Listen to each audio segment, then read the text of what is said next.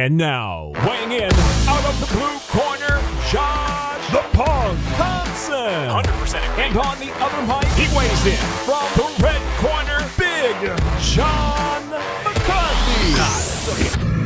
Well, here we are once again, the Weighing In podcast, the greatest podcast on the planet. No doubt about it. When you're talking about combat sports, you are listening to the best. Yeah, that's me saying it. Yep, I like it. Sounds good. We're going to talk about the PFL. We got Rory McDonald versus Ray Cooper III. Almost could be a Robbie Lawler lookalike rematch for Rory McDonald. And then we've got the championship fight for Bellator. GEGARD, the Dreamcatcher Mousasi against John SALTER. That's a hell of a matchup. Cannot wait to watch GEGARD once again. 57 fights. The dude is amazing. Josh Thompson, what is up, my man? We also got some special guests that joined the show for a little bit, so we're going to go ahead and talk to them as well as the show goes on, and I'm pumped. I'm actually pumped for this week to see GEGARD get it on, and John Salter's a stud, man. He's an absolute stud. So, and then, of course, I'm a huge fan of Ray Cooper and Rory McDonald, so watching those two gunsling it down should be a great fight. I'm looking forward to talking about that as well. So, but first, I want you guys to go to our Clips channel. If you guys don't know where our Clips channel is, go to our normal channel. That's where you're probably watching this right now. And go down to the link, and the link down there will take you to our Clips channel. Hit the subscribe button there. We are doing a special show there called Weighing Interjection, where John and I have fun going back and forth, just talking smack to each other and about current MMA events and news that we talk about on there. So go ahead and go down to that link. Hit that link. Takes you to our Clips channel. Hit the subscribe button there, and as well as the like button. You can also hit that little bell, too, so you know when we drop that show. We drop it at least right now one time a week. It's fun. It's quick. It's about 8 to 15 minutes long. Nothing longer than 15 minutes. So if you got short time, you want to kill some time, check out our Weighing Interjection show. Also, our YouTube channel is growing. It's getting bigger, and hopefully you guys hit that little bell there as well, because I see a lot of people hitting me up in my DMs. Don't DM me asking me what time, when's the show dropping. Don't do that. Hit the bell. Guess what? Just hit the bell. The bell will do that for you. Okay, I got a whole side thing of DMs, the ones where I'm not following you, and they go to that little extra booth in the right corner or whatever, and I click on there and it all says, when's the show dropping? How come the podcast is not out? Did it come yet? I haven't seen it. Well, guess what? If you hit the little bell, that'll take you right to the notification. Notifications will drop and hit right on your phone to let you know when we drop all of our shows, whether it's Weighing Interjection or if it's this show right here. So, all right, well, hey, let's get on it. Let's get to it. And let's talk about it. John, what you got? I want to talk about the PFL since they got Rory McDonald, who is coming off a tough loss going into their playoff rounds against Ray Cooper. I look at this as almost like a replay of, when Rory and Robbie Lawler were going at it. And I think Ray Cooper at this point is better than Robbie Lawler. If you're talking about power right now, he's right there with Robbie. Speed, I think he's faster. Probably better wrestling right now. I think he's going to be a handful for Rory McDonald. I think this is a tough fight. Rory's got to be very smart in how he approaches what he's going to do in this fight against Ray Cooper. Yeah, I think fight IQ is definitely favors Rory. It's a matter of whether he can get it done or not. He's having to deal with guys that are extremely strong, whether it was Douglas Lima, Gleason Tebow, and then now Ray Cooper, the third. These guys are brutally strong, man. And Rory McDonald has never been a really strong person. He's been a technician, and his technique, because of a lot of the injuries, has been suffering a little bit in terms of his technique is just not. It's good, it's great, but the strength and the technique together just they're not working well right now for him to get the fight where he needs it to get. And so he had a hard time with Gleason Tebow, but I still had him winning that fight, by the way. So did I. So I didn't have him losing that fight. He should have won that fight. I think it was a horrible decision. And I wouldn't even say it was close. I thought it was a horrible decision. And so this fight, though, is different. This fight is different because Ray Cooper is one of those guys that if you cannot take him down, he will knock your head off. Like you said, he has that Robbie Lawler feel to him. He's a gunslinger. His dad was a gunslinger. He doesn't really kick a whole lot, but he's got good boxing. He's got good wrestling. He's got better wrestling than his dad did. And so he can stuff takedowns. But Rory McDonald's smart. If he can get to the takedown, maybe pull a half guard, try and get to the top position from there, something along those lines could potentially work for him. He's got a lot of tricks up his sleeve, Rory McDonald does, but Ray Cooper is the real deal. He's a stud, and it's going to be a really, really tough fight for Rory McDonald. Yeah, the big thing is, in my opinion, Rory, obviously, if Rory gets this fight to the ground, is in the top position, he can be devastating there, and he could give Ray ton of problems. But Ray needs to make mistakes, in my opinion, for Rory to be able to get that fight to the ground. He needs to overextend. He needs to get himself out of position, out of balance based upon trying to hit Rory too hard. He needs to just go in there and think about just touch. I want to touch him. Every time I touch him, it's going to be just another just dent in the side of that vehicle, and I'm just going to keep on putting dents till that thing becomes a junker. That's the way you want to do it. Don't try to knock his block off from the very beginning. You do that, you're going to put yourself in a position where he's going to take advantage of that mistake, and he's going to get in the top position. So I think it's a very, very close fight. It's, I could understand why people would think that Rory would be the favorite in this. I'm not too sure that he is. It's a very even fight, in my opinion.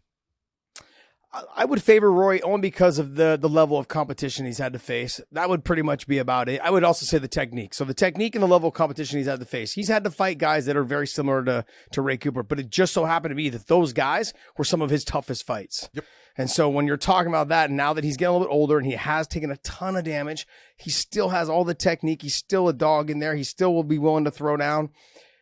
But he just doesn't want to do that with Ray Cooper. You have that young guy. It's almost, it's like the John Jones. I'm not saying that Ray Cooper's John Jones. I'm saying that it's the young stud that's coming up, the young lion's coming up. Now he's faced a lot of top level guys, and now he's ready to start stepping into the big level guys. And Roy McDonald is that next step for him.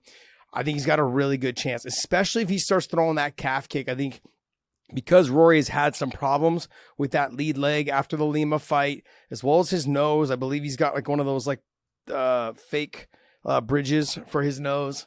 He's got some issues. So he's had some problems in the past, after all the damage he's taken. So if this is going to be a tough fight for him, a really tough fight for him. So I wish both of them luck, but Roy's got his hands full. Yeah, he does. But it's going to be a good fight. It'll be fun to watch. Go ahead. Go on, man. I'm listening. Honestly, there hasn't been another guy that on the PFL that I've really been super excited to watch, except for Clay Collard after coming off of his dominant, or not, I wouldn't say it was dominant, but it was a really good fight against Anthony Pettis. Yeah. He showed the world that he was a top level guy in that fight when he fought him. He just picked Anthony Pettis apart, hit the body, ripped the body, did a lot of good stuff, dropped Anthony. Anthony came on strong, I believe in the third it was, was able to do some good stuff as well, but by then it was a little bit too late. But Clay Collard proved that he's a tough dog. So I'm pumped to watch him fight at all costs, at every turn. He's going to be an absolute joy to watch. Clay Collard, he does certain things as far as basics when you're talking about with his hands, because he's a stand-up fighter. But you talk about a guy that consistently finishes going to the body, left hook to the body all the time. You've got to be prepared for it. Now, his opponent is a guy that also faced Anthony Pettis and got a win in Raush Manfio, but I'm not too sure that he wants to be on the feet very long with Clay, but he does have the ability to get it to the ground, and if he gets it to the ground, I believe he has a pretty good advantage. Not that Clay's bad down there, he's just not very, as we would say, dangerous. He's not that guy that's a real submission guy, so he's going to be more into stalling the fight, which allows the time to go by, and if you're getting beat up, from that, someone on the top position, now you're losing the fight even though you haven't really been damaged. So he's got to be very careful in not allowing himself to be put on his back to get this win against Manfio. What other fights on this card excite you, John? I go back and I want to see how Gleason Tebow comes out and fights against Curtis Millender. Curtis is just not fighting smart in any fashion, way, shape, or form. He's got a lot of talent. He's super long. He's way longer, taller. He's faster than Tebow. He's got all these advantages except the ground. And if Tebow decides to be smart and take the fight to the ground, he's got a great advantage over Curtis in that area. This is why I want to see Gleason Tebow. I'm not too sure he's going to take the fight to the ground. I think he will. I think he'll take the fight directly to the ground. I think right off the bat, he's going to come out, throw a couple hard shots, get the easy takedown. Once he gets to the top position, I could see a finish. Oh, yeah. Curtis hasn't had, like you said, he hasn't been fighting smart lately, but also when he gets to the bottom, he just hangs out there. Yeah. And that's not where you want to be. You got to focus on really making an effort to get to your feet, especially against someone like Tebow who's physically just dominant and strong. I want to say it was Sabah Humasi who was able to take Melender down, right? Yep. And was able to get several takedowns in that fight. And that's what ended up winning the fight, was all the control and the takedowns and some damage he did on top as well. But if he can do it in terms of wrestling, because Sabah likes to stand. Don't get me wrong, he's a very well-rounded fighter. But Gleason Tebow, he's super strong, got good takedowns, and just a dominant top position fighter as well. So I would imagine that he should be taking the smart route and taking this fight to the ground. But we'll see. Yeah, it'll be interesting. There's also one, if you're going to take a look at it, Brett Cooper. A lot of people don't remember. Brett has been fighting for a long time. He is just a tough stud. He's fought everywhere. He's fought in Bellator. He's fought in ACB. He's been all over the world fighting, and he's just a gamer. He's fighting Tyler Hill. That actually it's one of those ones. Neither guy's got the greatest record. Take a look at Brett Cooper, 27-15. A lot of fights, and a lot of those are decisions that he lost that you go, he might not have lost that.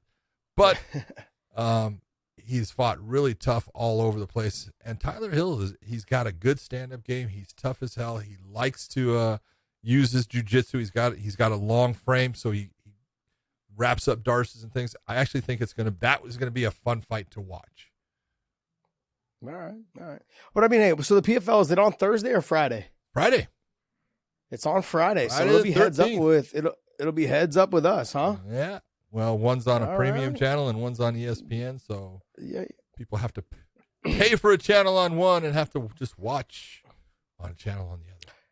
Hey, but I believe that main event's going to be a tough fight. It's going to be a fun fight to watch as well. Ray Cooper's a stud. Remember, he's knocked out Jake Shields twice. He's also had a couple of big knockouts over some other guys as well. So he's a dog, and Rory's got his hands full. So it should be a good fight.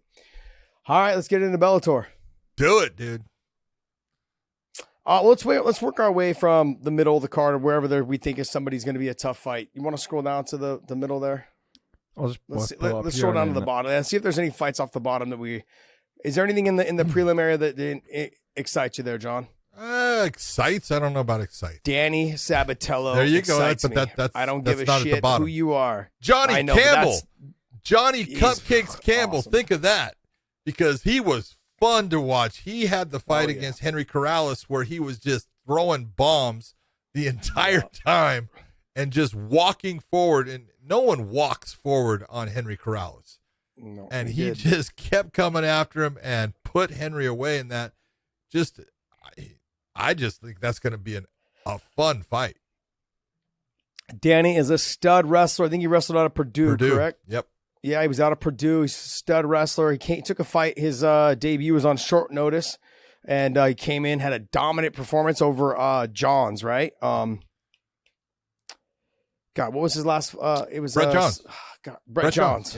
Yeah. I was trying to. The first name escaped me. Yeah, he came in, had a great performance after after a short notice invitation to the Bellator. He took it like 10 days.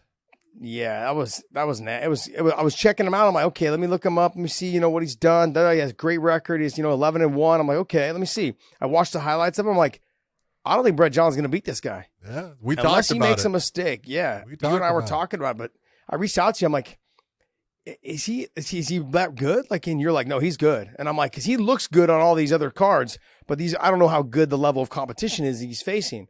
And so when I started watching, I'm like, man, this guy can wrestle. He's quick. He's got a quick double leg. His transitions are good. He's on top, nasty.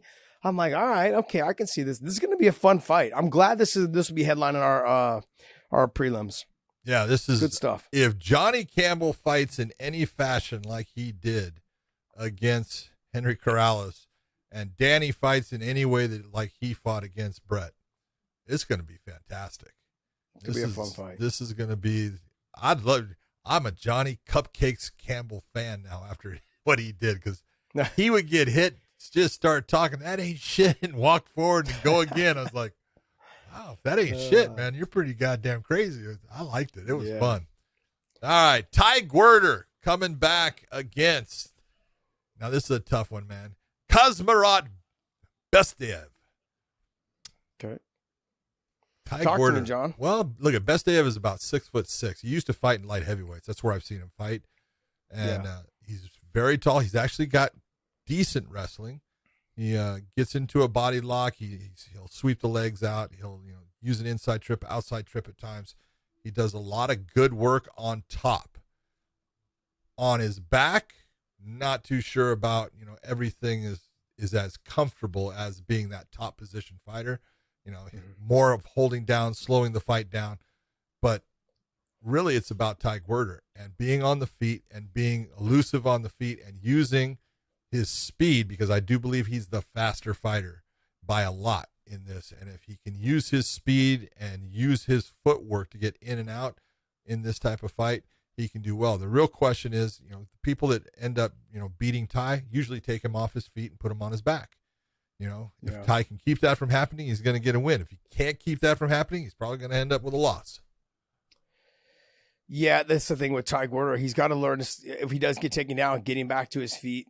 He's got to make sure there's a focus to get back to his feet. He's good on the feet, but he also sometimes tendency just kind of like lets the fight develop in front of him instead of getting after it. And that's not something you want to do with someone who can wrestle. If you're waiting on them to go, okay, with the striking, you're being defensive and then waiting on the takedown. That's not a good way. It's not a good recipe to win a fight. Yep. So we'll see. And then look, can you click on Guerter there podcast, Dave? His last fight was against Dalton Rasta, who took he him off his feet. Yep. That's how he got the win. Yeah. Scroll down again, though. He had, okay, I was going to say, I knew he had a win somewhere in the middle there. Yeah, because I remember he lost to Joseph Creer, and then he fought Tokos. Yep. Okay. Jones, LFA. Okay. Yeah, he's got all the skills. It's just a matter of whether he can live up to it, John. Yeah, really is. You got to be like, those guys got to believe in themselves when they're throwing their combinations, and sometimes he settled in on the bottom. You just can't do that. You've got to make the focus to get up to your feet and get back onto throwing stuff. And then when he got to his feet, he wasn't active enough to really steal the rounds or win the rounds. You got to throw stuff that leaves that lasting impression in the judges' minds. Yeah, absolutely. All right, Pam Sorensen versus Roberta Samad. No, that's not part of the main card. Davion Franklin, all right, against Everett Cummings. This is I like Davion Franklin. He comes out, out of Jackson Wink. This is the second guy to get the scholarship from Jackson Wink. He's got all the tools in the world because he's super athletic. He's fast. He's powerful. He's strong. And if you go and you watch Everett Cummings is undefeated. But I'm going to tell you straight out, he's always looking for the takedown. He tries a big looping right hand to try to go into a double leg or get into a body lock. But he has not fought. And the real thing is, you look at him, he's 16-0, while Davion Franklin is 3-0. But got it. In my opinion, Everett has not fought anybody that is the caliber of Davion Franklin. And so it's not that all that experience is going to do that much for him. Davion Franklin's way stronger, way faster, hits harder than anybody Everett has ever faced in a cage. Yeah, here's the thing. I want to know why Davion Franklin is a damn fighter. Why is he not in the NFL? That's what I want to know. He's one of those guys. You look at him, you're like, look, he's built like a truck. He's super aggressive. He's built athletic. like Lorenzo Neal. Yeah, very true. Very true. I didn't even think about that. Yeah, Lorenzo Neal is a stud, man. Lorenzo's, I think, a little bit shorter than might be. Though. Yeah, I've been friends with Lorenzo for a while. Yeah, he's not that tall, but he's a brick shit house. Yeah, is what he is.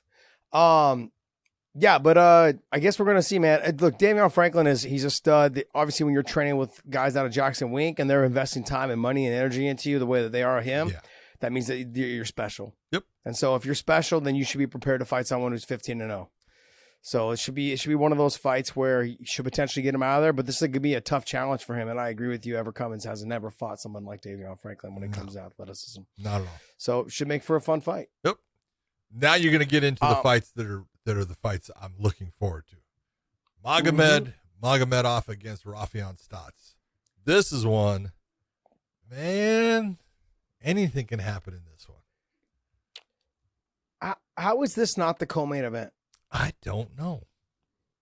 And look, I'm not complaining about Sabah Hamasi and Korshkov being the co-main. I'm not complaining about that at all. I just feel like, look, these two guys, basically the winner of this is probably fighting for the title next. The winner of Sabah and Korshkov is not fighting for the title next. I agree with you. You know, there might be a slim chance that Koreshkov could, but it won't be Sabah. I mean, Sabah's got to make his way back after his loss to Daly. Yep. But fuck, that was a great fight. It was a great fight. Fuck, that fight's up for fight of the year on Fighters Only. So yeah, that reminded me of Nick Diaz and Paul Daly. Very kind of a similar type of feel to it. Yep. Look, Rafion Stotts and Magomedov. I want to remind everyone, Magomedov is the only guy to beat Peter Yan. I know people were talking about Aljo. I don't consider that a win. It's like one of those gimme fights. You know, look, it was an illegal knee. I'm not disagreeing with that, you guys. No, it was. Before you guys get to the comment section and get all pissed off.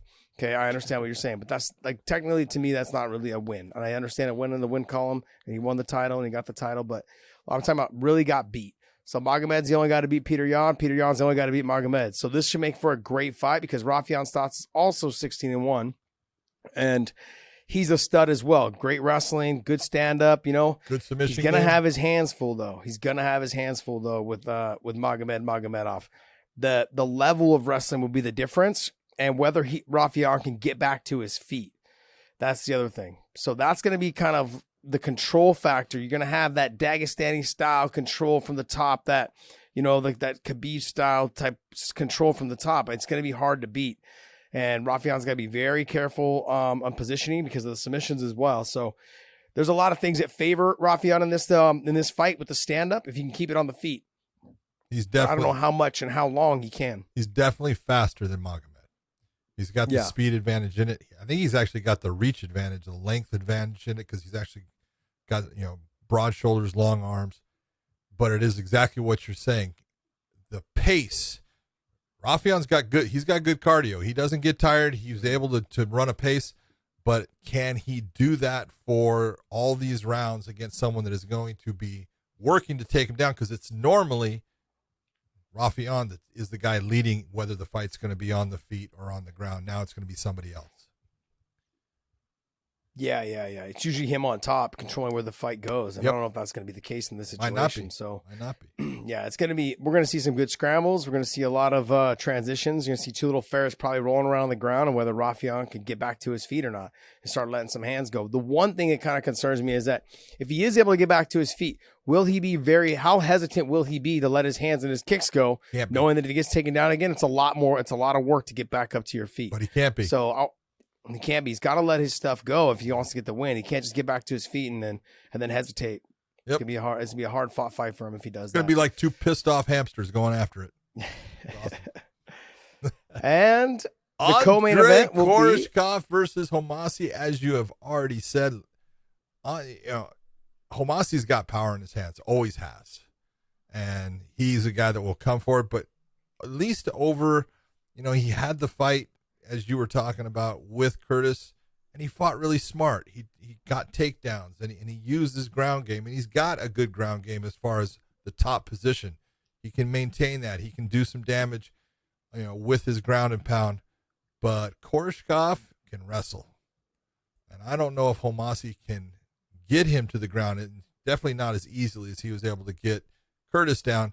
And then the other question is, technically in the stand-up, Koreshkov is nasty. He is a good stand-up fighter. He's technically a cleaner stand-up fighter than Homasi. He may not possess all the power, even though he does possess good power. He's got a beautiful spinning back kick. He uses it all the time. He's got a nice side kick.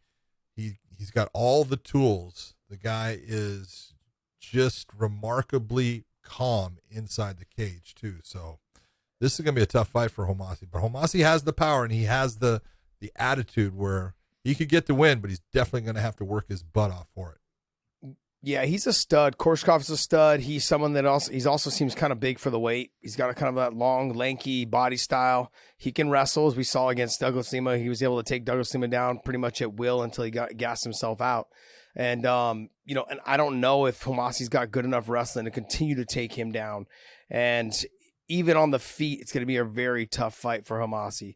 Because Koreshkov, even though he's not the most dynamic fighter on the feet, but he does have some tricks up his sleeves. Okay, and let's not forget when he was fighting Lima, I believe it was the second time. Sorry, the second time. He he'd rocked Lima a couple times and got Lima to step back, and that's what led him into getting knocked out. Yep. Is, he just kind of got careless and started throwing heavy hands, he and then started Lima opening just up sat back to and get rid of Lima. Yep, and then Lima just sat back on that back foot and just threw the left hook and knocked him out. So brutal situation, but he's good. I want to remind people what Koreshkov did to Benson Henderson. I mean, he just destroyed Benson when Benson first came in. That was Benson's first fight in Bellator, and he just destroyed Benson Henderson. It wasn't even close. It was one of the nastiest fights I've ever seen. Just flying knees, like just dominating every position, ground and pound. Like Benson had no answer to that fight whatsoever. Yeah. And so, when you're looking at this fight, Mousasi, he doesn't seem like a big 170 pounder. He's kind of he reminds me a little bit of a tweener, almost like someone who should be fighting at 165, not 170, but a little bit too big for 155. He's kind of in that range there, but he's got power. He's obviously he's a dog too. He's someone that will just gunsling it. Koreshkov has been proven that, he can take a shot, but anyone can be knocked out, but Mousasi's got enough power to starch him. Oh, yes, he does. And, so that I'm looking at probably Koreshkov trying to get a takedown or two in the first round. And then in the second round, maybe open it up a little bit more on the feet, as Mousasi tends to get a little bit tired, as he did with Paul Daly. Yep. He blew his wad trying to get Daly out of there, and he had no answer for it. Yep. Daly ended up basically just weathering the storm.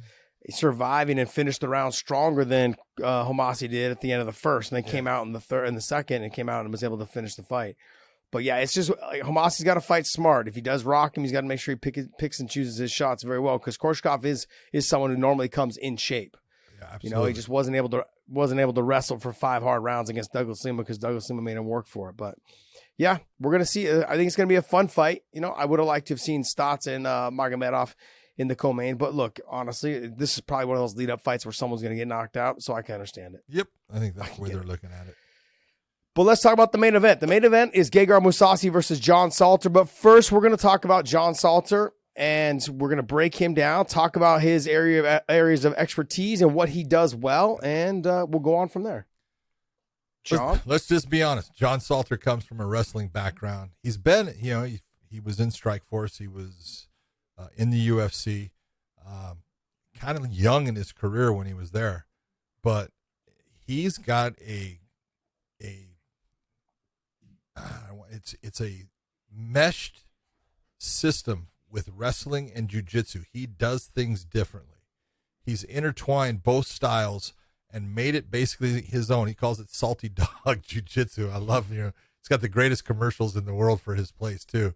This guy's being thrown across the room. At Salty Dog Jiu-Jitsu, we care about our white belts. It's awesome. Yeah. But it's true. He really has embraced bringing his own style into it. So what he does is a little bit different. You can go back and look at him. When he came into Bellator, he got a nice win. Then they put him right away against Brandon Halsey, who was coming off of a loss as the middleweight champion. And man, John Salter just lit Brandon Halsey up in that fight, both on the feet, on the ground. It was a bloody mess, none of it being John Salter's. And he finished a guy in, Brandon Halsey, who was very strong, very tough guy, and has proved himself throughout. He's only been to a decision one time in his entire career. Every fight has been a stoppage other than his fight against Costello Vanstinas, where it went to 3 rounds. So this guy finishes fights, and he finishes fights because his style of jiu-jitsu is different. His wrestling is good. He uses a different style of jiu-jitsu. People are not used to it. They get caught by him. He ends up getting their back. He's great with his chokes. He does a great job of hiding his hands with him. I love John Salter, and he is someone, if you are not prepared, think about when he fought, Lovato Jr., they were both coming into that, both undefeated at Bellator in the middleweight division, and that was the only time that John Salter has lost in Bellator in all of his fights, and he was winning that fight. He just made a mistake in the 3rd round and ended up giving his back, which was not a good thing against Lovato, and Lovato was able to end the fight. Yeah. He's got good jiu-jitsu, but he doesn't have Lovato Jr. jiu-jitsu. And that's the difference. And he's got good enough wrestling to stuff all of Lovato Jr.'s takedowns except for one. And that's all it took. And so that really just came down to, look, when I look at this fight, with John Salter against Gegard, he's going to have to do exactly what Lovato Jr. did to Gegard to get the win and to win the title. He's going to have to wrestle him. He's going to have to get him down. He's going to control the top position. And he's going to have to do something even more. He's going to have to attack. He's going to have to cause damage. Like Lovato Jr. got to the top. He had Gegard mounted, but he wasn't able to commit a whole lot of damage to Gegard. Yeah. And the one thing he's going to have to do is either create damage or he's going to have to get the finish. And so you have to work really strenuous to get that submission. Gegard is one of those guys it's going to be super hard to finish him, whether it's from strikes or whether it's from submission. And so when he gets on top, he's going to have to make sure that he's doing enough damage to where Gegard's having a hard time keeping up for every round. It's a 5-round fight being for the title. So Gegard's going to have to cause enough damage that Gegard's got cuts and blood and other things he has to worry about besides his opponent going in from one round to the next. And if he does that, I think he can have a somewhat of a successful night. It's a tough task, because Gegard's no slouch on the ground himself. No. So we had an opportunity, right, John, really to sit down and talk with some of these guys. And I guess first we should just say, hey, we had a chance to talk with John Salter. So we're going to go ahead and introduce him, man. John Salter, here you are. John Salter, everyone enjoy because this guy is special. Well, we are lucky enough to have the man that is going to be going after the middleweight strap at Bellator 264. John Salter, thank you for coming on the Weighing In podcast. You are part of Bellator 264, a main event that should prove just how good you are going against GEGARD MOUSASI, who defends his belt against you, and all of those submissions that you come to attack your opponent with. Talk to me about how you're feeling for this fight. I feel great. Put in a long camp. I've known this was coming for a while, so I've been prepping for it for a while, and I can't imagine it going any better. Feel good, weight's right. Everything's where it needs to be right now. You were telling me that your weight's on point, like you just said. You said you're within 11. You're going to bed around 11, waking up probably, a couple pounds, say 10 pounds over. How was the training for this, as well as the diet and nutrition throughout your camp? I've really picked up the cardio a lot. Obviously, being a 5-round fight, I've had issues in the past, in the 3rd round of fading a little bit, and I can't take a chance on that happening here. So I think that's helped a lot. And then, I don't feel like I'm the best weight cutter as far as recovery. I can cut my weight, but I don't feel like I bounce back the way a lot of guys that I wrestled in college with did. So that's why I try to keep it a little closer so I don't have that big cut at the end. I'm also a little older. I'm 36. Everybody hits that point when their body just doesn't cut weight the same way. And I don't want to take any chances on that affecting me next week. All right, John, we talk about fighters all the time and the fact that, they're not going for the finish in the fight. It's incredible that in your 22 professional fights, you've only gone to the judges' scorecards one time. I did that fight. That fight was you against Costello Vanstinas. So do you have a specific mindset about always trying to finish the fight? What is it that sets you in that mode that you do not ever really go to the judges? I think a lot of it is training. When I grapple, I don't let people, my partners get out of a round without submitting them if there's any way possible. I don't just get on top and control. Same thing when I'm sparring. I want to try and set up my positions where I could potentially finish. I just think that way all the time. And I think the other thing is, as I've fought longer and longer, I've gotten a lot better at staying calm and waiting for finishes to bring it, to give me opportunities rather than trying to force it. I think that's where people will make a lot of mistakes, is trying to force finishes. And I think I kind of just let it come to me. And that's helped a lot as I've fought better and better opponents. The two of you, and Gegard and yourself, you guys have one loss between the two of you guys, and it just so happens to be the same person, to Rafael Lovato Jr., who was the former champion.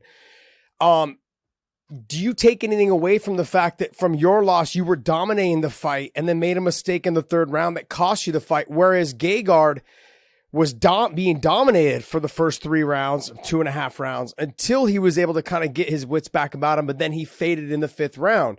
Do you take anything away from that? Yeah, obviously I want to take that as a positive that, coming out fresh, I'm going to be the better fighter. I'm going to put the pressure that Lovato was able to put on him because I feel like I was able to do that to Lovato early. And the other thing that I think that Lovato fight was the best thing that ever happened to me because it showed me the dangers of not being prepared late in the fight, and I think I've really made big strides to make sure that doesn't happen again. And, I get to show that this weekend. But ever since they fought, I felt that fight shows that I can win this fight and that I'm the better fighter than Gegard is, especially early in the fight. John, I know there's all kinds of things that motivate fighters. And when you get this championship fight, that's a huge motivator. That's that thing that everyone is searching for throughout their career. And now you have it. But you also have it right off of the timing of the birth of your first child. What does that mean to you? And talk a little bit about what you're feeling. It's amazing. Having a daughter has just been great. And I know everybody out there with kids just goes, oh, yeah, we know what you're talking about. But until you have one, you don't know. And I think it really means a lot, especially later in my career, that, everything I do here just sets up my future with her after fighting, and it's kind of, I guess, made me look forward more to the day when I have more time to spend with her. And that means, these next couple of years, I've really got to win a lot of fights and make sure that, I can step away from fighting at a time when I can really spend a lot of time with her. You're 36 years old. You had fought Rafael Lovato Jr. You came up short though, but then now do you look at this as like a redemption situation where do you feel like that mentally you weren't ready then, and then now you're mentally now that this has prepared you enough to go ahead and capture the title now? Yeah, absolutely. I really needed that loss to Lovato. I moved to Wilmington in 2015, and I was kind of running my own camps. I had a boxing coach, but other than that, I pretty much ran everything myself. And, coming off that loss to Lovato, seeing what he was doing to prep for fights really led me to say, I've got to do something different. I can't do this myself anymore, which I should have never thought that was something I could do in the first place. But that's when I got hooked up with Jimmo and Jeff Jimmo here in Charlotte. And I think that's really made a difference. And, this is definitely my opportunity to go get the title, and it couldn't have come at a better time because now I've got the whole team around me that I need. You're talking about, that perfect time, and I'm looking at this almost like a legacy fight. When you're fighting a guy like Gegard Mousasi, a guy with so much experience, all the fights that he's had, he's fought at heavyweight, he's fought at light heavyweight, he's the middleweight champion here. He has, so many different titles. What does it mean to you to be able to have this fight against a guy like him? Well, like we said earlier, I've kind of flown under the radar, with 18 wins, 17 finishes. I'm not as well known as I feel like, a lot of people that I'm better than are. So I think this is my opportunity to really show what level I am and to prove that I belong there with the top guys in the world and to be the world champ. So Rafael Lovato Jr. was able to control Gegard with his jiu-jitsu and his top pressure. He had a kind of a hard time getting him down, but when he did get him down, he mounted him. He was able to do all the things. Your jiu-jitsu is right there. It's right underneath or right there with Rafael Lovato Jr.'s, but your wrestling, though, is leaps and bounds better than Rafael Lovato Jr.'s. So does that give you a lot of confidence knowing that Gegard was able to get taken down and dominated from the top position by him, knowing that your wrestling is better and the chances of getting that takedown will be a lot more likely, and the top pressure and control that you possess will definitely play a factor in controlling Gegard from the top position? Yeah, I know, styles make fights and styles work out, different ways. But I do think that I am the better wrestler, and that's going to really change the way Gegard's got to fight me. He can't just come after me because he knows I can put him on his back when I'm ready. And I'm not just a lay and pray wrestler that's going to hold on to him and not threaten on the ground. And, I'm not a guy that's going to make mistakes and let him stiff arm me off. I'm going to keep the pressure on him when we're there. So I do think that makes, a big difference for him. And the way he's been able to walk a lot of people down, he's not going to be able to do that to me. Before COVID hit, you had a fight, and it was against one of Gegard's teammates. in Costello Vanstinas, and you were able to really control the position of the fight, the pace of the fight during the first 2 rounds. And in the 3rd round, he was coming on.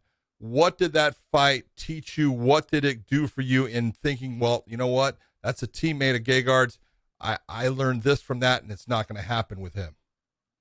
I think at the time I was kind of playing around with some different types of cardios, and I don't think that it was what worked for me. Number one, I faded bad in that 3rd round. But another thing that, a lot of people didn't notice in that fight is how hard I got hit about 45 seconds into that fight. I noticed. And the entire fight, I was in desperation mode because I got hit so hard in the beginning. And, that's something that I've got to be more prepared for, is getting caught early, having to come back and have the legs back under me. And, another thing that fight really taught me was I'm not a guy that can come in. I train all the time. So I used to say, okay, it takes me 6 weeks to get in shape for a fight. I'm in shape at the beginning of training camp. But now, that fight also taught me I'm not that guy. I've got to be the guy that cardios year round. And so I think, I learned a lot from that one. And I think that's really going to change the fighter that I am. Well, you said styles make fights, and I couldn't agree with you more. But Costello Vanstinas is nothing like GEGARD MOUSASI in terms of the way that they fight. Their output is completely different. Vanstinas will come forward. He will press the pace. He will do things that is kind of careless. Whereas GEGARD is someone who has been through the ringer. He's fought at heavyweight, light heavyweight. He was the light heavyweight champ for Strikeforce. He was the middleweight champ for Bellator. He's fought a lot of the best guys in the world. He fights more of a conservative style fight, as we've seen when he fought Douglas Lima. He fought very slow pace. He's very controlled. Now, knowing that the two of them are different, but they're teammates, have you taken anything away on how you would fight him versus how you fought Costello Vanstinas? I've got to fight my style, number one. And, they're completely different. I don't really, even them being teammates, take that as one of them equaling the other or having anything in common, because they are so different. I did learn a lot from the Costello fight, and I think I'm a different fighter because of it. But, the thing that Gegard does so well is he pulls you into his fight pace, and you cannot beat him at his fight pace. He does that to so many people. And that's where you see, with Rory McDonald and with Douglas Lima, it's almost like they're not fighting back because they're getting sucked into his pace, whereas Costello is just shot out of a cannon every round. So that's the thing I got to really focus on this fight, is I've got to fight my pace and not get sucked into Gegard's fight, which he seems to do to everybody, is just pull them right into what he wants to do. Throughout your career, John, you've always been super respectful to everyone, and so is Gegard. He's incredibly respectful to all of his opponents. As you prepare for the last week before this fight, what, if you have any, what would be your message to GEGARD MOUSASI? I don't know that I really have a message for him, because, we're going to do that in the cage. I think my message to everybody else out there is that I belong there next Friday night. This isn't just, we need somebody else to fight. This is, I've earned this. I've done what it takes. Even times when I thought I've had it in the past, thought I had a title shot in the past and I didn't, just kept going forward. And now this is the time that I've earned my time to fight for the title. So I just want everybody out there to know that I'm coming to fight, and I'm coming to get that title. You said it yourself, in 18 of your wins, 17 of them have been finishes. And you're 36 years old. Do you look at it like this is potentially your last chance at being a world champion? I think I have to look at that every fight that way. This is my last chance to do this, and you never know what's going to happen in the future. But, I'm guaranteed to get to fight for the title on Friday night. There's no guarantees after that. So, everything that I'm doing right now is with the intent that I will never get this opportunity again. John Salter. Go ahead. Are you Sorry, done, John? Yeah. Okay. I wanted to ask, when you look at Gegard, what exactly do you see in terms of threats that he potentially possesses in your style of game? Obviously, his jabs, we can go through everything he does well. He jabs so well. That jab leg kick keeps people off balance. He's all of his striking's crisp, it's long, it's fast. He's good on the ground. He's got a great butterfly guard and getting back up. But I still think the number one thing that he does is pull people into his fight. And if you look at him, since he's been in Bellator, 2 people have gone up there and gone after him to win, and that was Lovato and Shlemenko. Everybody else got pulled into his fight, got stuck there just fighting his game, and he just picks them apart, and I can't do that. I've got to go out there to go after him and not let him settle into, his rhythm, because once he gets into his rhythm, he's almost unbeatable. There's a lot of people, a lot of critics, media and some critics that were out there basically saying that after he had such a close fight with Douglas Lima, in terms of basically had to be carried out of the cage, that he's kind of losing a step, or that he's just not the same fighter in terms of the motivation may not be there. Did you read anything into that? No, I mean, it'd be great, but I don't expect it. I expect him to come out there to, just cement his legacy. I mean, I don't think you stop being hungry just because you get a title, So I expect the best GEGARD Mousasi there's ever been, and I've got to be the best John Salter there's ever been. Well, John, coming into this, you've had 10 wins out of your last 11 fights. You have always put on a show for everyone. We want to thank you for being here on the Weighing In podcast, and the best of luck in your chance to get that middleweight title. Thank you guys so much for having me. I appreciate it. Good luck, my man. Appreciate you, man. Thank you. All right, great job by John Salter. It's going to be awesome to watch him at the Mohegan Sun on this Friday, August the 13th against GEGARD Mousasi. John Salter finally getting a chance to go for that middleweight strap, something that he hasn't been given that opportunity for 5 years now. Now is his time. Let's see if he can do it. What do you think? I guess we're going to see, man. He's got a tough task. The one thing that concerns me about with John Salter is if he doesn't get it, because he is 36 years old, is he going to get another opportunity later on? So how much pressure is that putting on him to get the win over somebody like GEGARD Mousasi? GEGARD's been around forever, man. He's fought at heavyweight. He's fought at Interim at heavyweight. He's been the champion at 205 in Strikeforce. He's fought at 205. He's been the champion there. He's also fought at 85, been the champion there. I mean, he's a stud. He's been everywhere. He even talked just for a second though, about possibly dropping to 70 because he's not a big 85 pounder, so he's tall, but he's not really he doesn't carry a lot of weight. He stays pretty much lean all year around. So I think stylistically you don't know until you get there what GEGARD you're going to get. Some GEGARDs are super aggressive and come forward like he was with Rafael Carvalho, where he just came out, got the takedown, dominated the position, and had some nasty ground and pound and put the fight away. You know what I mean? That was boom, done. And so that one versus the one that came out and fought Shlemenko, came out, just kind of was taking it in stride, and then he ended up getting a huge knot. I don't know if he broke his orbital. Yeah, so his eyes swelled. I think it was the end of the first round. Yeah, and after that, it was in the first round, but I think it was towards the end. Anyways, it was in the first round, and he wasn't able to really fight all that well after that. And people were actually questioning whether he won that fight or not because he had the broken orbital and he couldn't see out of that He eye. won the fight. He won the 2 rounds, the first 2 rounds. Come on. I understand what you're saying. Crazy. I'm just saying what people were saying. I'm not talking about it. I didn't say it. I said what people were saying. And so with GEGARD, you don't know. Sometimes he shows up super motivated, which we have had conversations with him about. And he's someone that has all the tools. Great jiu-jitsu. He's got good takedown defense. He's got good takedowns himself. And his stand-up is fucking nasty. It's really good. And, he's a very well-rounded fighter, and he's not afraid to fight anyone. He has that kind of fade or aura about him where he just comes in, hey, I'm here to just fight. When it's over, I'm done. I walk out of here calm and collected. I don't know. It makes it hard for someone when you're betting on him to be motivated to bet on him, because you just don't know which one you're going to get.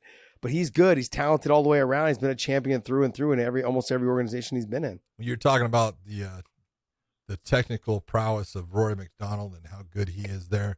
Go back and watch the fight with GEGARD and Rory when Rory tried to go up. I mean, just was annihilated by GEGARD. He didn't touch GEGARD in that fight. GEGARD popped Rory's head back with a jab that Rory didn't even see coming, dominated him in the stand-up, dominated him on the ground. That's the kind of fighter that GEGARD can be. But it is exactly what you're saying is, look, GEGARD's smart. GEGARD will tell you, I fight for money. All right? Smart man. Okay? That's why he is where he's at. He's financially set. He has fought a lot of fights. This will be his, 57th Yeah, professional it's his fight coming up. 57th fight. All right. And, he's really not received much damage. The most damage he's received really in a fight was that fight with Shlemenko with the broken orbital. So this is a guy, man, he's got all the skills in the world. His stand-up is just outstanding. It's nasty good. His freaking ground game is way underrated. People do not give this guy the credit he deserves for how good he is on the ground. And that fight against Lovato Jr. showed you both in his defense and his ability to stay safe against Lovato Jr. And then when he got into the third round and fourth round and was dominating Lovato Jr. on the ground at times, it shows exactly how good Gegard can be. The real question is, how motivated is he? Is he going to come into this? He says that he's going to come into this fight and he's going to finish Salter. He goes, I have something to prove. And so when he says that, I kind of believe that he is motivated, and that's the kind of Gegard Mousasi I want to see. Well, there's more stuff that he said as well. So why don't you take us to his interview? Because we were able to catch up with him as well this week, talking about his fight with John Salter on this Friday night and Mohegan Sun and Bellator on Showtime. When you're talking about, some of the all-time greats in MMA, there is no doubt that Gegard Mousasi belongs in that conversation. This is a guy that's won 6 titles. 6 titles. Not that, he defended his title. He has won 6 titles. This is a guy that will someday be mentioned with the very best that ever put on a pair of MMA gloves. Enjoy the conversation with Gegard Mousasi. Bellator's 264 main event features one of the all-time greats, a world champion who's captured titles in 2 different weight classes across 4 different promotions. He is the 2-time reigning Bellator middleweight world champion. I'm talking about none other than the man, the myth, the legend, the dream catcher, Mr. Gegard Mousasi, and we welcome you, Gegard. How are you doing? I'm good, my friend. Thanks for having me.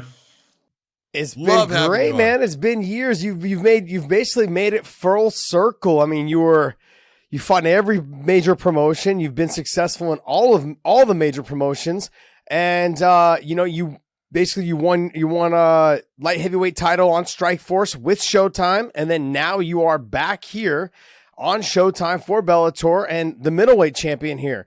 I mean, you've got 36 fights, and what? You've been doing this for 56 fights. You're 36 you just cut years 20 old. Fights off of his damn career. I know. 56 fights. You've been doing it for 18 years. You're 36 years old. I mean, we've got to start asking, Gegard, what else are you doing this for? Money. I'm not going to lie. I love it. Honesty. I love that. You tell him. Well, Money. I do love the sport. Sometimes you hate it, but I don't think I would have been successful if I didn't like it. So, and there's nothing much else I can do. It's just fighting. What else am I going to do? I'm going to be a scientist.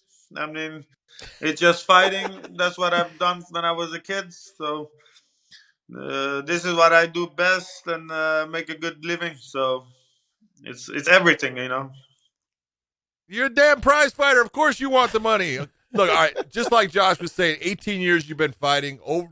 This would be your 57th professional fight. You've collected a lot of belts, a lot of hard work. Dream champion, Strikeforce champion, Bellator champion, all of those things. I have to start by asking you about your childhood. You spent your early years being in Tehran, Iran. Then you moved to the Netherlands. What was it like for you and your family in making that move?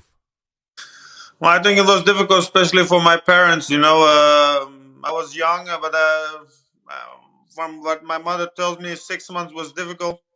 People think when you go to another country, you're so happy to go, but we adjusted. We were in a refugee camp for 1.5 years, so that wasn't a lot of fun. At the end, we're very happy and fortunate to live here. Well, you said that you were in a refugee camp for about 1.5 years. I mean, does that make it easier for you to become an athlete and put things in perspective of look, all I need to do is just focus on myself, focus on training hard and realizing that I've been through the worst times and that everything else is just fun from now on. Like the amount of money you're making, the training, the people that you're surrounded by, all of those things. Do you have a different outlook on life because of that? Well, no, when we came, I was 8 years old, and then growing up, it was difficult to get girls, and I didn't have any money, so somehow I felt like, okay, with fighting, I will get things done. And it's also, sometimes you, as a child, you have the desire to. I never wanted to work, so I thought I'm gonna be a fighter. I just You have something inside that you don't want to be just like everybody else. So it's just something you have in it. I didn't want it, or it just was there that made me want to be a fighter, so I could have a good life for myself, my parents, for everybody around me. Let's talk about the longevity of your career, because I know you're proud of that, and you should be, because it's not something everyone can do. I usually say that, people have, if you have 10 years in this sport, you're doing something right, and you have almost doubled that. Talk about fighting at such a high level for as long as you've been doing it, and with as being as successful as you have been.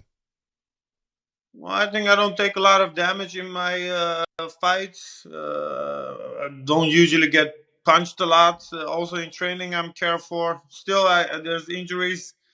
Uh, just being smart about it. I think I fucked up in fight because I was just not feeling it.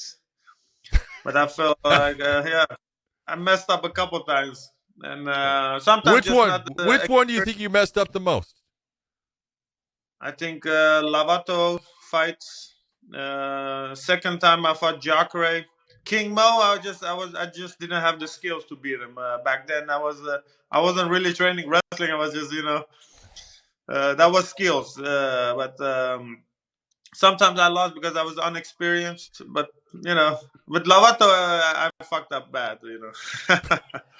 Well, you said like, Yeah. you all these fights, 56 fights, you don't like to get hit, or people don't like to get hit, fighters, and myself included, when I fought for 20 years. It's like, look, we've kept our good looks. John can't speak for that because he doesn't know what it's like. Look But at you you now. and I, Gegard, we've kept our good looks after all of these fights. Very impressive stuff. But I want to go back to what you were talking about with the fights with Lovato Jr., the fight you have with Lovato Jr. And there's times where, for fighters like yourself, with 56 fights in 18 years in the game, 36 years old, when we're talking about that, there's times that you just show up to the venue and you don't feel it, and then how do you get yourself through it and still get the win? Majority of the time you've gotten the wins in those type of scenarios and situations.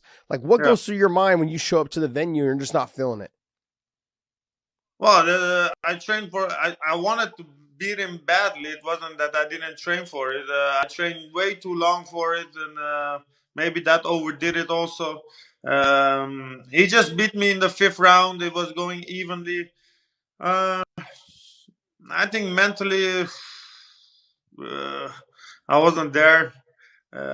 He got takedown so easily first round, and I just lay down in the whole round. I should have just fought him. Sometimes I just don't fight. I just come. I don't wanna get tired. I just wanna have an easy night and go home. But I don't think the promoters are waiting for that. That's a great plan, though. So, Love the plan.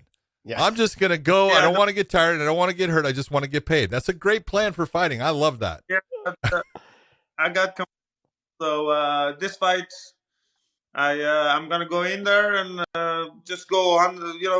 Just go for the finish. And I know every fight is like, I did this. But this fight, or I finish him, or he will finish me, because I think the pace is gonna be very high. Well, let's talk about your opponent, John Salter. He only has one loss in his entire time in Bellator. You only have one loss. It's to the same guy in Lovato Jr.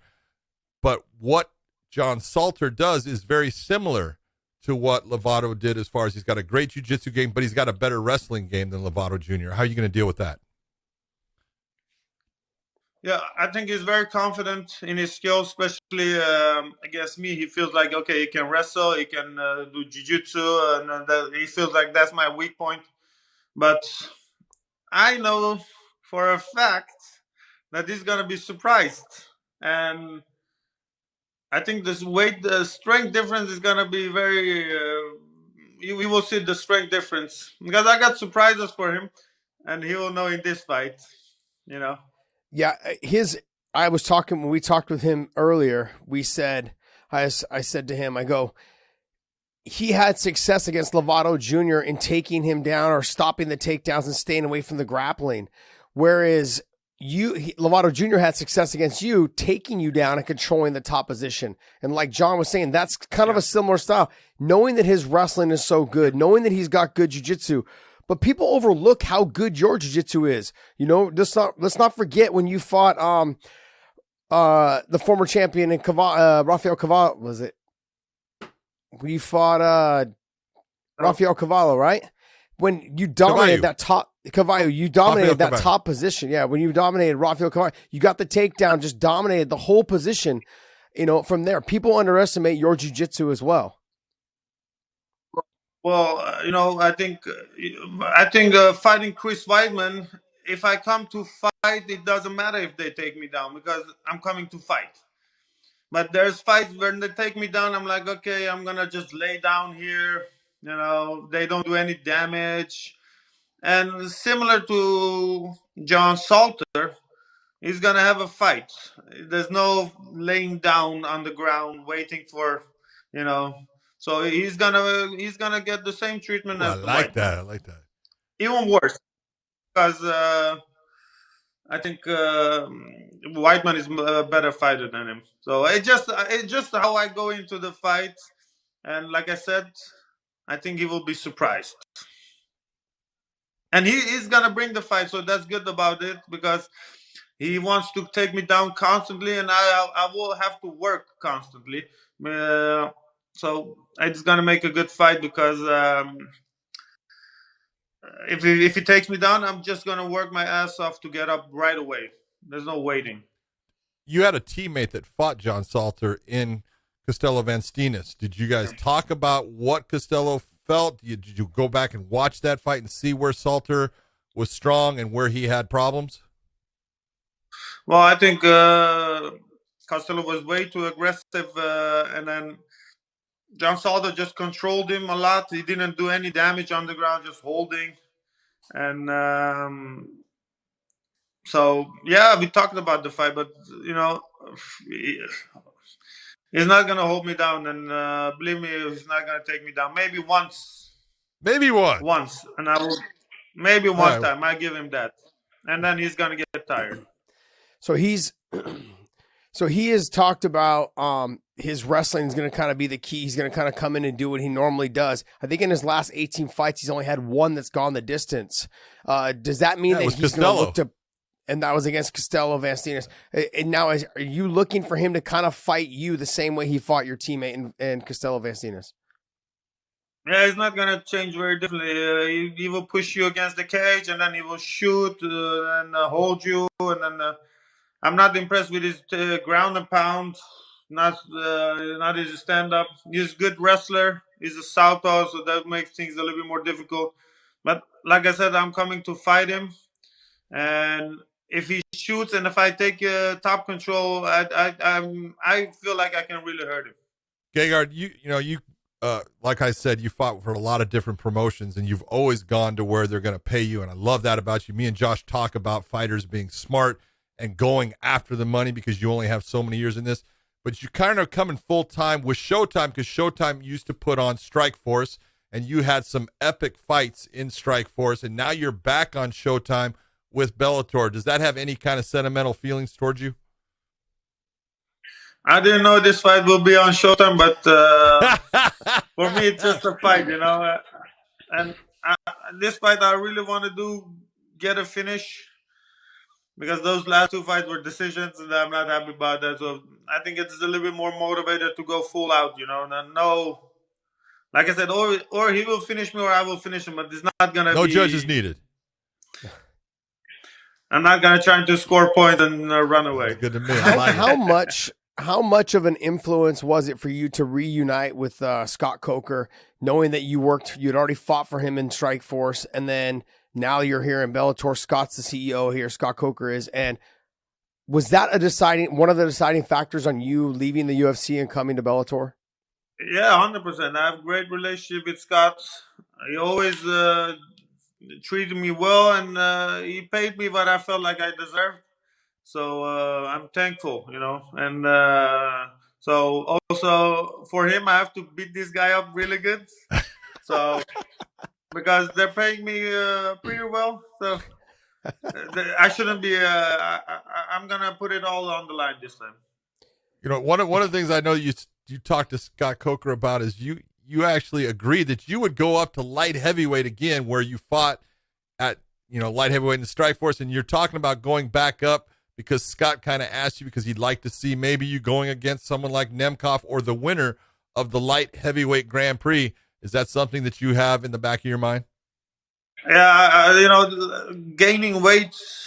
I fought last year one time. This year is in 9 months later. I'm having my second fight. So this year I also fought maybe once. So going to light heavyweight is not the smartest choice because I need weight.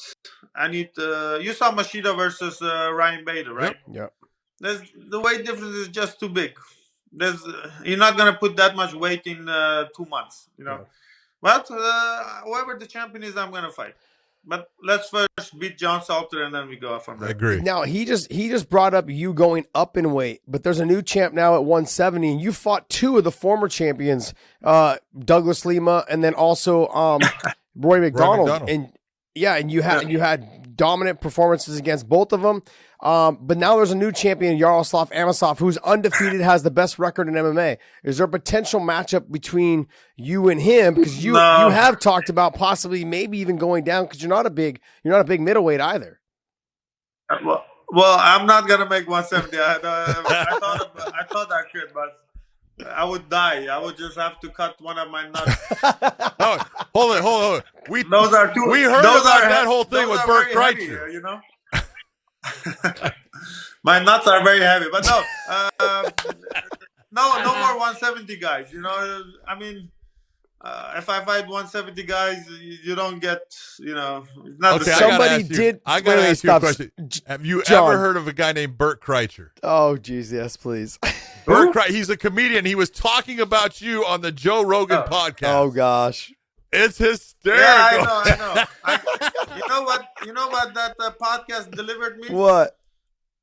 I got a picture of a naked guy showing me his Oh, ass. jeez.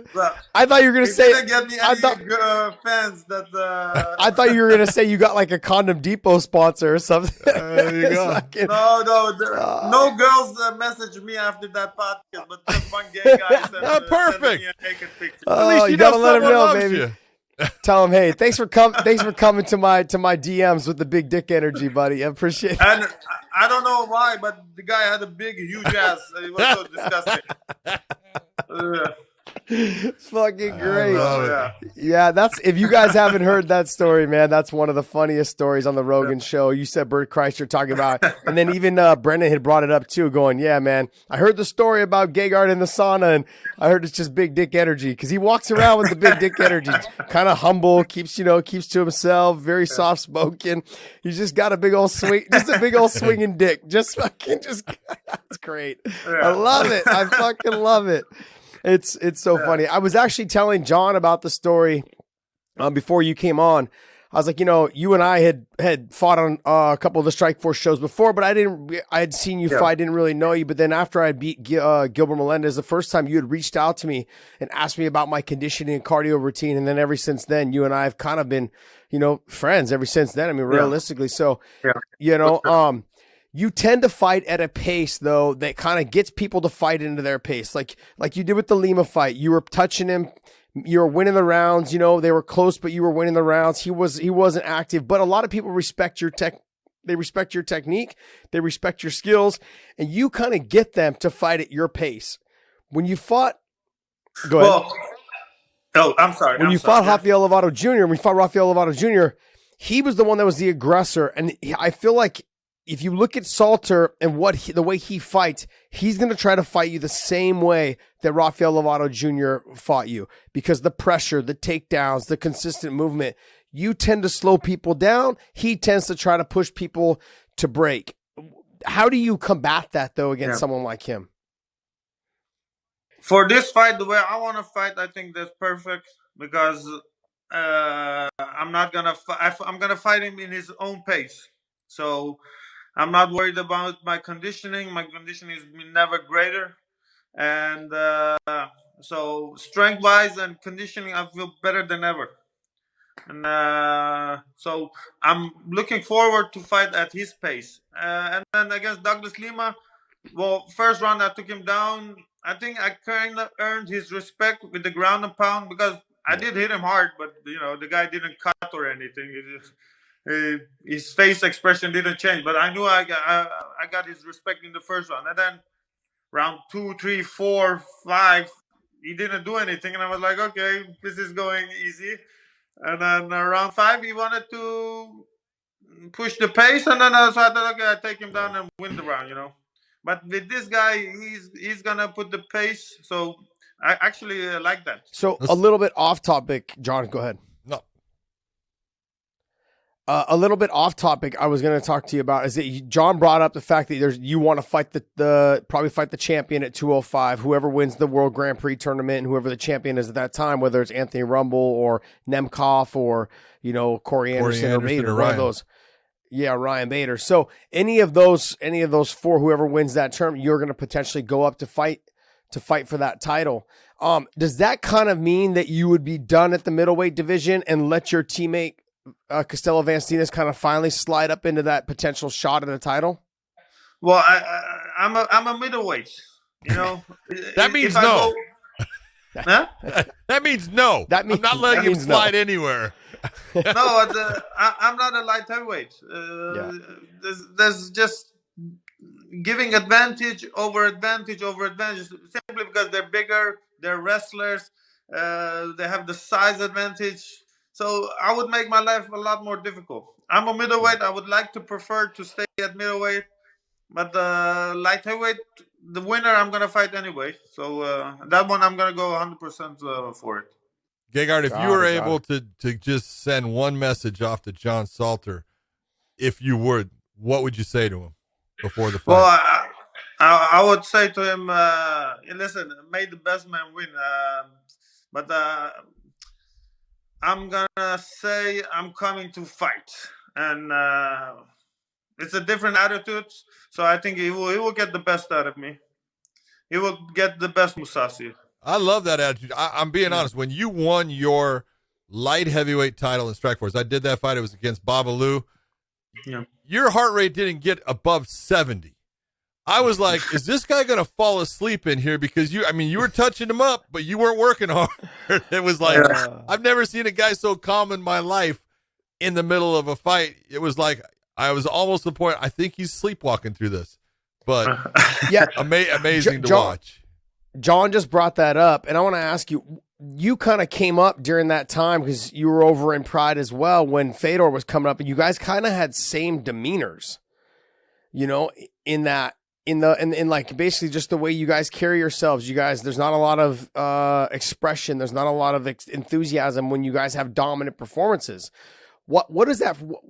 Why? Can you tell me? I was like that before I met Fedor. I think some people think I was like that even with my boxing matches when I was amateur. I never celebrated because I wouldn't feel a lot of emotions. But nowadays, I get more excited after doing because the stage is a little bit higher. Maybe I'm older. I'm more vocal or something.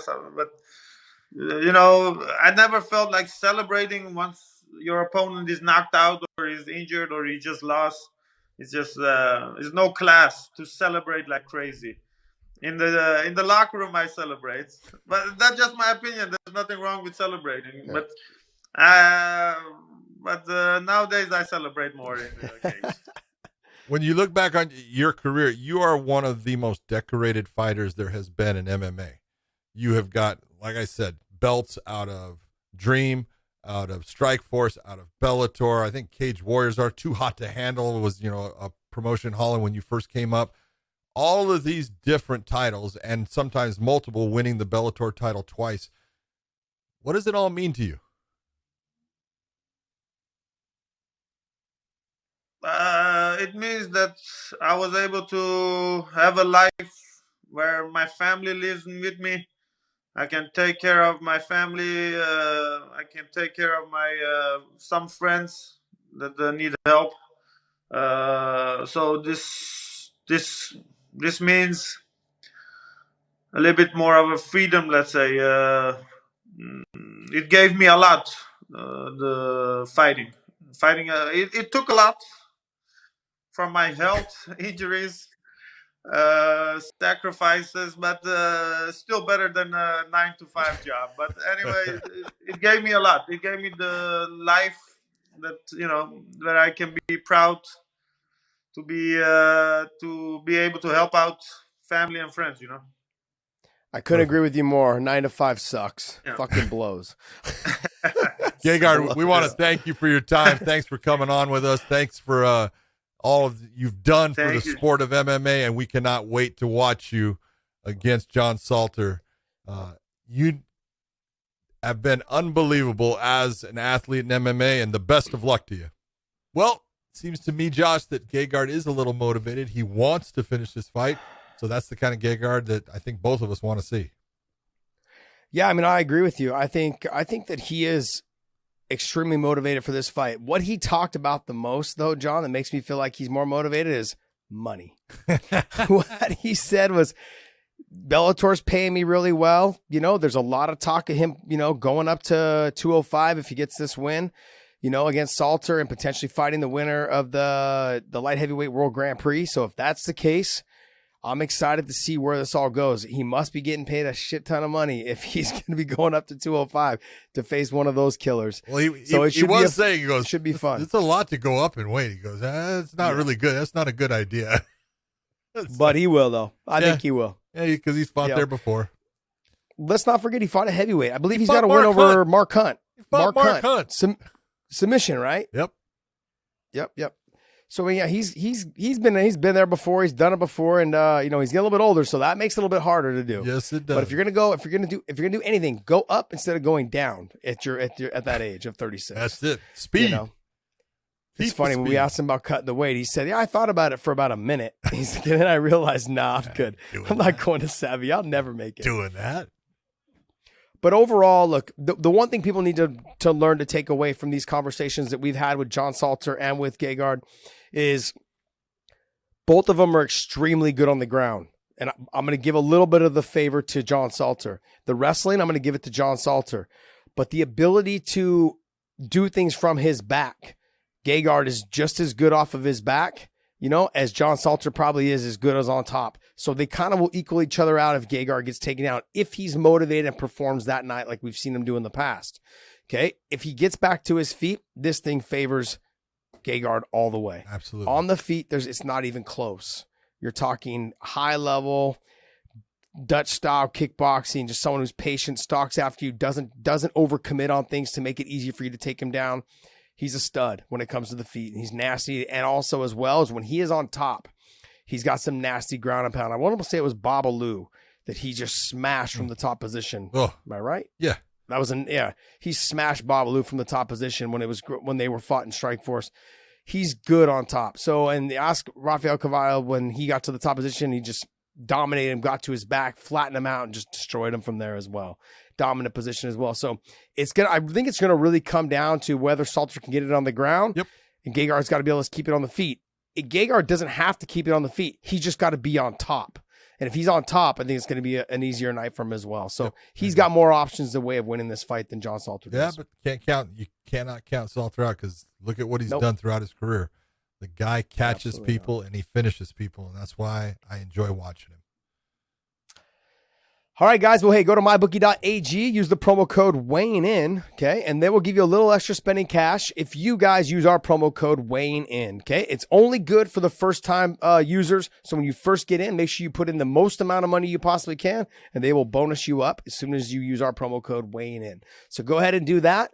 But if you guys have already been there and you guys use our promo code weighing in, I don't think it does anything for you. Only for you first-time users. So make sure you guys use us, go back in, and then also hit up all the odds that you got coming up. There's other fights to be bet on right now. You got Kevin Gastelum versus Cannonier.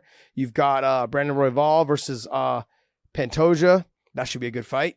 You know, you've got other fights as well in there to go ahead and play some bets on. So go ahead and check it out at mybookie.ag. Use the promo code WayneIn. Dave, what else you got for us, bud?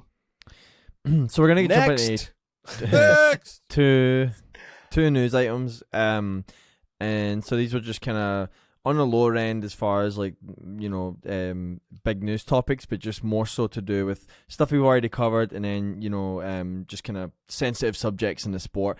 First one being Carolina coming out. I don't want to try and say her last name, but she came out with a video she posted on Twitter and IG. She was crying in the video, and she said that she needs to maybe find a new passion in life, and that, you know, it hurts with the losses. How old is she? Do we know? Do we not know? Find out. John, Carolina Kovalevich. Come on, you can say that name, Dave. Kovalevich. Yeah, I'm not. Didn't even have to type it. Carolina Kovalevich. Okay, I got her. I'm gonna come across as a little bit maybe just like kind of rude, maybe, you know. 35. I'm upset for her. I feel sad for her. I feel upset for her. Like, I understand where she's coming from, but coming off of 5 losses in a row, what it is her confidence. Now she has Gone. 2 options to take. Yeah, her confidence is completely gone. Obviously, she's posting stuff like this on social media. Her confidence is shot, completely gone.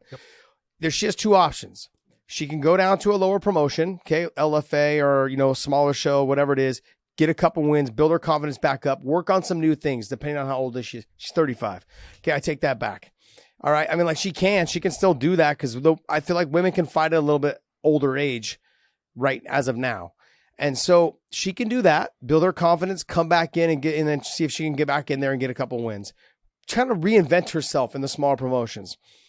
Or she can do what a lot of athletes at this age have to do, is really come to the conclusion that it's time to hang it up. You know, at 35, 36, 37, you know, it's time. And whether it's because your confidence is shot or your skill level is just not matching up to what it should be. The thing is I understand where she's coming from. It's hard for me to feel sorry, John, only because I know that sometime it's going to come for all of us. And it came for me. It's going to come for every athlete that's ever done it. And every athlete, though, has been in this situation. Okay, they've been losing and they don't know what to do. I mean, this is why this, and just as another thing, it's a little shameless plug though for MVP, merging vets and players. They talk to athletes, and the reason being is because they're going through things like this where they don't know what to do. They don't know what life holds for them after fighting or after football or after the Olympics. They don't know, and so I can feel her pain and understand what she's going through, because I was questioning myself during those times as well. The difference though was that I made a lot more money probably than she's making right now. And so I don't know what her fallback plan is, but every athlete is going to go through this scenario. Whereas with her, she probably hasn't made a ton of money to go ahead and live out a different type of life after she's done fighting. So that's the shitty part about it all. But every athlete goes through this. Every athlete's going to go through this, especially as you get into those upper years. Yeah, I mean, this is where, you know, Father Time is undefeated, and it can be little things that are the difference. But I truly believe in, especially watching the video, her confidence is gone, and when you have no confidence, you prepare for the fight, but you're hoping to make things happen. You're hoping that things go your way. That's not the way to go into a fight. You're not there to hope. You're there to make it happen. You're there to just enforce your will upon your opponent and make it. And that's what she was able to do. You got to figure she was 10-0, you know, and she, when I'm saying she was 10-0, she was 10-0 against fighters like Rose Namajunas. She had a win against Rose. She had Heather Clark. She had, Randa Marcos. There was a bunch that were in there in the beginning. Then she got the championship fight and she lost to Juliana. And then she came back and had another loss to Claudia, but then got a couple of wins. And then from that point, it just has not, you know, been there for her. And she's taken a lot of, you know, hard losses here. And she just doesn't know how to get that train back on the track right now. So, you know, it is exactly like you're saying. Sometimes it's good to say, I'm going to step away and, you know, UFC, please give me my release so I can go and I can get some fights in a different promotion where I don't have the pressure of fighting in the UFC. I don't have the same atmosphere and I can just concentrate on my opponent and get myself back. And then I would love to come back and see if they'll give you that release. And you can get get 3 fights in a row in a year's time, then come back. You have 3 wins, your confidence is back, and that's your time to see what, if you can still compete, with the best that the UFC has. But I feel for her, but this comes for everybody. It's just a matter of how you deal with it. We talked about this before she fought Jessica Pena. She lost to Jessica Andrade, Michelle Watterson, Alexa Grasso, Jan. I'm not going to ruin Jan's first name. And then Jessica Pena. But by the time she got to Jan and Jessica Pena, she lost to the top, some of the top 3 girls. She shouldn't have been down about it. But the thing is, she realized she was questioning everything that she was doing in her head, what she was doing in the gym, and it's just translating in the cage. And she's just not confident in doing what she's been doing that got her there. Yeah. And so now she's completely shot. When you start posting stuff like this on social media, it means that you're broken inside, not just as an athlete, but as a person as well, because you love doing this so much, but this happens to everyone in terms of maybe not all at 35, but it happens to everyone that at some point they have to really sit down and have a conversation with themselves. Do I still have it? Should I try and fight in a smaller promotion? Do I feel like I'm better than that and I shouldn't have to? But you're going to have to figure it out yourself. It's one of those tough love situations. I feel for her. I understand where she's coming from. But I wish her the best, man. But I feel like at 35, because women can fight longer, she should go, like you said, do 3 fights in a year in a smaller promotion, whether it's the LFA or another promotion or Invicta. Go there, get some wins, get 3 wins, come back. Confidence will be better. I'm not saying it's going to be good enough to beat the top girls, but it'll be good enough to put her back into the conversation, I think. Yep. I agree. Okay. Good luck to her. Dave, what else? All right, last piece of news. So Juliana Pena is calling for an interim women's bantamweight title while Amanda Nunes is out. Obviously, Amanda's holding both titles. Did you guys watch? Did you guys see the presser last week for 265? The presser? No. Yeah. So are you talking when Juliana came up to the mic? Yeah. Yeah. And she demanded a fight with Amanda from Dana, and Dana's laughing. Of course. But yeah, just, after this weekend interim fight, John had some choice words for the whole interim belt situation with Ngannou, having just won the heavyweight title. So this is an interesting comment from Juliana Pena. Go, Josh. Go ahead. Go ahead. Because I kind of went off on it. Go ahead. I like Juliana Pena. And I see I'm glad you're sticking to your guns. You're really trying to make this push. I understand. I get it. This is your chance of the shot, getting the title, doing all these things. I understand that. Bottom line is it's not like this female is ducking you. She is. Amanda Nunes is not ducking you.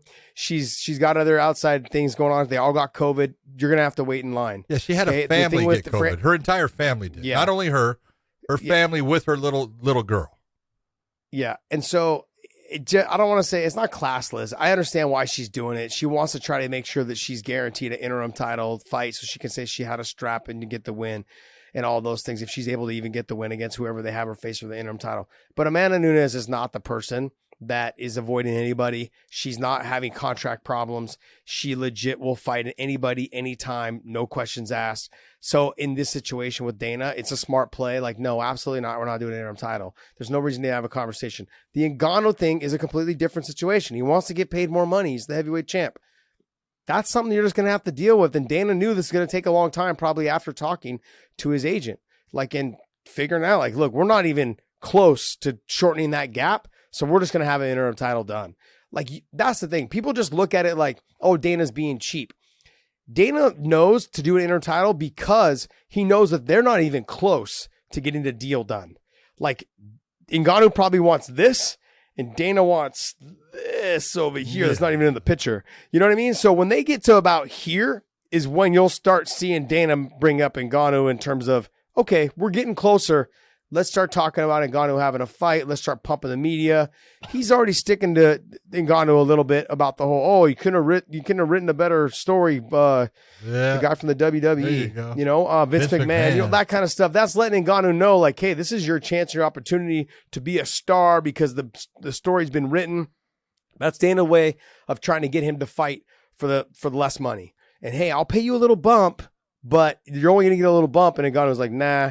because this runs into that same situation, John, that remember when Nate Diaz apparently tested positive for performance-enhancing drugs? And remember, he's like, no, fuck you. I'm not fighting then. Yeah, that was before, Okay, before the Masvidal fight. Yeah, BMF. before the Masvidal. He's like, no, I'm not going to. He's like, oh, we'll take care of it later. No, you'll take care of it now. And that's what you have to remember when it comes to contract stuff. Oh, we'll take care of you. Yeah. No, you'll take care of me now. You know, because when it came down to it, when I was doing fight campaign the other day, one of them brought up, I don't know if it was Brian Ortega or if it was TJ. But they said, oh, yeah, we'll take care of you. Oh, and that then was TJ. Brendan looks over him, and Brendan looks at TJ and goes, so they take care of you? He's like, Hell no. That's the thing. Don't take the whole I'll take care of you situation to heart. Okay, they do that shit to everyone. And it's not just the UFC. Other promotions have done it as well, and we know about them a lot. They say, yeah, I'll do it. I'll take care of you. No. Especially in the lower level promotions, man. The I can't say anything about but the small time promotions from back in the day. I'll take care of you. Don't believe that shit. So Francis Ngannou's doing the right thing, and Juliana Pena is doing the right thing in her area as well. It's just a matter of whether Dana is going to buck one, which he won't. Not on this. Amanda Nunes is a legit champion. Do you think he's going to put anybody else in that position to have a belt in the Bantamweight division with Amanda Nunes there? No, not going to happen. No. You know, and look at the interim. This whole interim title thing. There are times to have it when a champion is out with a long injury. Dominic Cruz, exactly, perfect example. You should be able to put out that interim title because you don't want the whole division to be on hold for that champion to come back, even when it's it can end up being over a year. That's a problem. It's a problem for the promotion. It's a problem for all the fighters in that weight class. So that's when an interim title makes sense. What happened with Cyril Gane and Derek Lewis? No, that's just a promotion saying, okay, we can't get you at what we want you, so we're going to prove to you we don't need you, and we can force you into finally understanding that you're going to fight for what we want to pay you. That's really what it's being used as a leverage point. And that's fine, but smart by the UFC, but not real kind. So yeah, we'll see what happens with it. Yeah, different situations call for different type of scenarios, and so that's just the thing. Like I said, the Dominic Cruz situation deserved to have an interim title. The Ngannou situation didn't deserve to have one. This one definitely does not deserve to have one. So, all right, Dave, what else you got? That's going to wrap it up for news today. All right, then I got something I got to talk about. Let's go. Here, right. When you've got something separate from everything else, it means, okay, everyone get ready for the Big John rant. The rant. I love it. Here it comes. Well, okay, do you remember we talked about the Bobby Green versus... Thank you very much. I don't do you remember that? Bobby Green fought Rafael Fiziev. And we all agreed on what that the outcome was. I thought Fiziev won the fight. It should have been 29-28. One of the judges went 30-27. Well, that judge has decided that he wants to take on John Anik and Kenny Florian. And I just want to tell that judge, you're a dipshit, dude. You're a complete dumbass. You are screwing yourself over. Stop. What you said when you put out your first tweet that I wasn't going to talk about, but now I'm going to, you were wrong. You aren't even using the criteria the right way. All right? You actually said that in the third round that Bobby Green may have had more volume, but Rafael Fiziev had the better strikes overall. Bullshit. You're the only dumbass that thinks that. So what you need to do is figure out that your humility needs to take some precedence in this. And when everybody except you says Bobby Green won that round, what will make you a better judge is to go back, watch the fight, because it's not just me saying it, it's everybody. Go back, watch that round, and you'll see that the jabs that Bobby Green was hitting Fiziev with, and the big difference is Rafael was tired, and yes, he was still throwing, but he wasn't landing with the power that he once was. That changes the round. So you sitting there trying to say that, oh, I said that the striking was equal And so then I went to the next criteria, and that was aggression, because there was no grappling, and you would be right there. And then you said that the aggression was equal. Again, you're being wrong. It wasn't equal. Bobby Green was the aggressor in the third round. So he wins the round based upon that, if you were going to go to it. And then you actually went and said that was even. And so then I went to what would be effective control, ring or cage control. And that's when you gave it to Rafael Fiziev. Dude, you need to go back to class. What will help you become a better judge is you being smart enough that you can go back and be honest and say, I got that wrong. Because that will help you improve later on. You then went and you took on John Anik and Kenny Florian and told them something about, you all should be ashamed of yourselves for what they said about your score in the third round.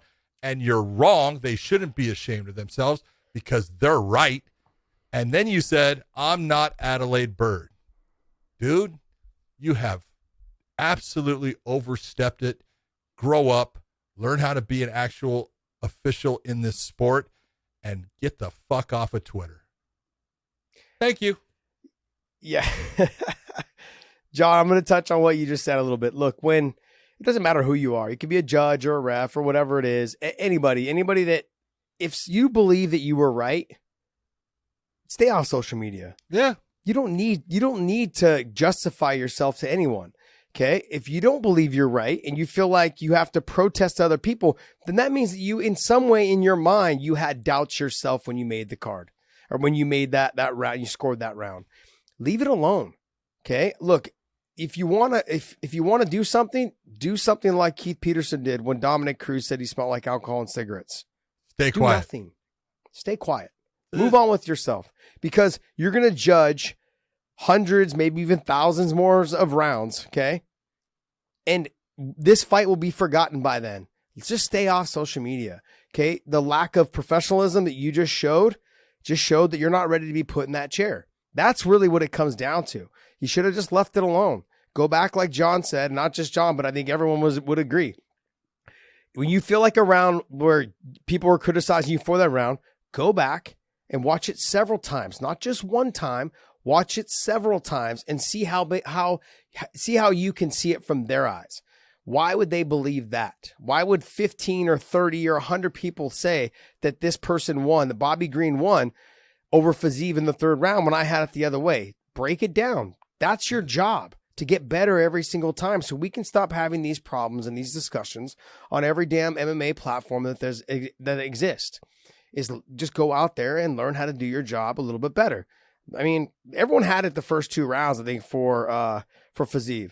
Everybody. And then the third round went to Bobby Green. Yep. So just, I guess, go back and just figure out where you went wrong. Look, either way, the fucking fight still went to Fiziev. So it doesn't matter if you had 30-27 or if you had 29-28. The important thing is the right fighter won. Exactly. But when you have an official that attacks another official, attacks announcers, what are you doing, dude? You are going, no one's going to use you. You're lucky if you're in Texas that if they use you, but you put out on your stuff about all the thousands of fights you've done. And I hear that crap all the time and you're full of it. All right. But what should tell you something is, how many times have they used you in world title fights? And there's only a couple actual world title fights. So how many of those have you done? 0? Kind of telling you something there, brother. Grow up. Yeah. Yep. All right, guys. Well, hey, we're going to wrap this up. Go to ProWrestlingTees.com/weighing-in. Use the promo code and still pick up one of our shirts. We've got a bunch of new ones going out there. Dave and I were talking earlier today, Podcast Dave, and we're going to start looking to design maybe one or two more. And I'm still waiting for that damn artwork from my buddy from John Wayshank, who's one of the best artists out there. He sent me over a really, really close copy of it all, but he said he still has some shading and stuff to do. So I'm still in this thing, but I'm telling you right now, I'm pumped to it. I'm pumped for it. It looks nice. It looks great. So hopefully we'll have that third shirt as well coming up. So we've got a couple designs that Dave and I are going to try and talk over this week and try and get those up probably in the next week or two. But so go to ProWrestlingTees.com/weighing-in. Use the promo code ANDSTILL and get 20% off on any of our shirts that are up there. And John, what else? The only thing I have to say is, Josh, see you.